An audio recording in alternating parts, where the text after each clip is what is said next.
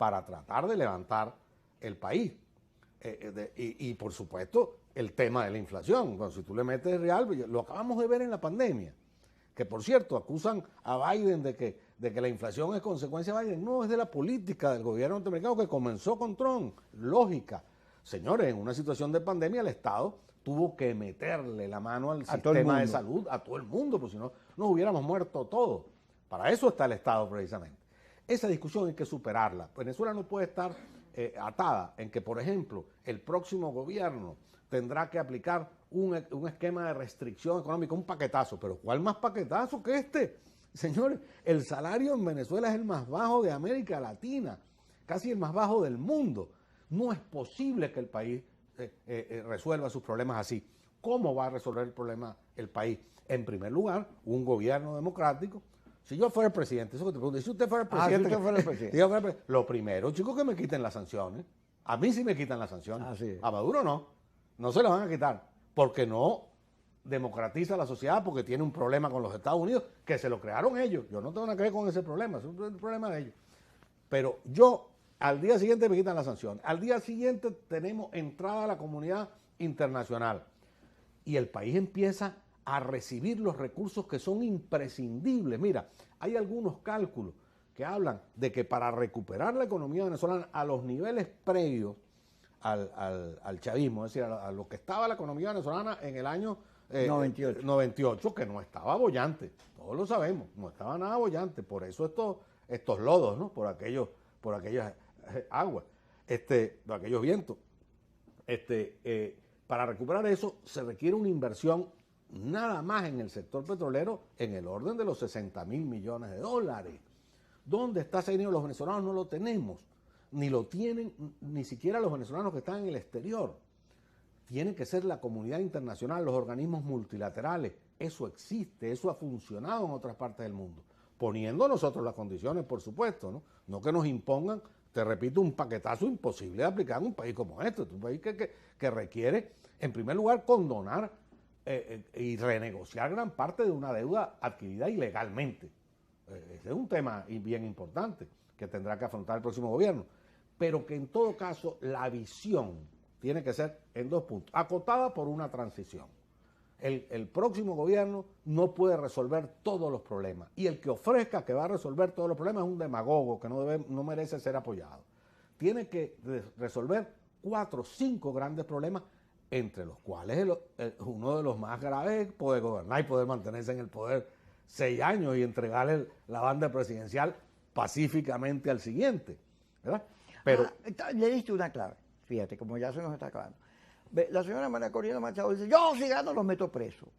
Seguro, yo quiero ver cómo es el asunto. Pero volvemos a lo mismo, entonces es un autoritarismo de otro tipo, porque un presidente de la República no puede estar metiendo presos gente. Pero el tema que te iba a plantear es que tú no puedes tratar al gobierno, que te guste o no, es una fuerza social, histórica, de aquí, que no la vas a sacar nunca, ni la vas a extinguir, sino que va a sobrevivir. Tú no lo puedes tratar con la misma tesis de la confrontación, con el odio. Tienes que tratarlo con un discurso nacional de Venezuela, de venezolanos, en el cual factores de allí, como dice John Magdaleno, que él sostiene que en las transiciones en todo el mundo lo primero que pasa es que el gobierno, el factor dominante cambia. Empieza a escuchar una cosa y dice, wow, eso pasó en Sudáfrica, en Polonia. Tú tienes que convencer no solo al país que anda, sino que a esos factores que la salida no es seguir peleando, ¿no? Se trata de mantener las diferencias, pero que hay que empezar primero en Venezuela. Por supuesto. Lo primero, por supuesto, pienso yo, con un gobierno como este, lo primero es construir la fuerza para derrotarlo electoralmente, ¿verdad? Por ejemplo, la transición no será posible si no se produce un desempate de este empate catastrófico en que está Venezuela, donde ni el gobierno puede gobernar, ni la oposición puede sustituir al gobierno. Esto tiene que tener una solución, y la solución no puede ser otra que electoral, porque lo otro es caernos a tiro. Nadie quiere hacerlo. Hay sectores, por supuesto que sí, de lado y lado, pero eso no es la mayoría del país ni es lo deseable. Entonces, primero pasamos por una confrontación electoral, que la tenemos allí, que estamos obligados a hacerlo. Bueno, asumámosla con seriedad. Ese es el primer la primera tarea. Y la segunda tarea es comprender los límites que la realidad política impone. Mira, en el Zulia, Manuel Rosales saca 500.000 votos cuando pierde con Prieto, cuando sale de la cárcel. En la segunda, él saca sus mismos 500.000, pero los 750.000 de Prieto se bajaron a 300, 400. Pero esos votos no fueron a Manuel Rosales.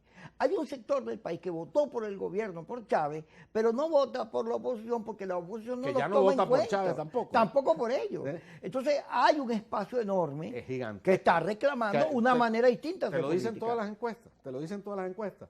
Cuando tú le preguntas a los venezolanos, incluso cuando acotas el universo a los que van a votar en las primarias, para hablar de las primarias que tú lo has mencionado 2 o 3 veces, dentro de los venezolanos que dicen que están dispuestos a votar en la primaria, casi la mitad quieren un candidato independiente que no sea ninguno de estos que está aquí.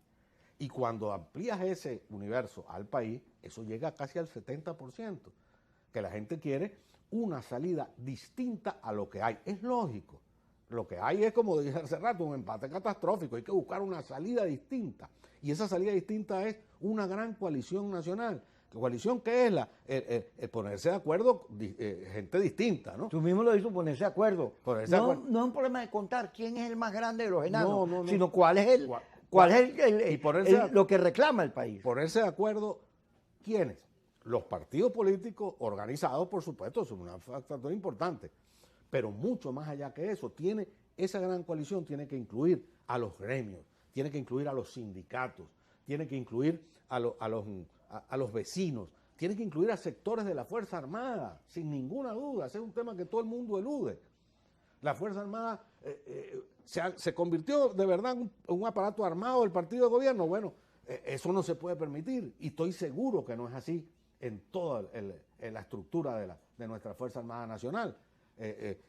Bueno, toda esa gran coalición que permita que el centro político del país o el epicentro de la fuerza política del país se mueva de este empate catastrófico y abra una solución para resolver los problemas más importantes del presente. De acuerdo contigo, pero hay 47 candidatos.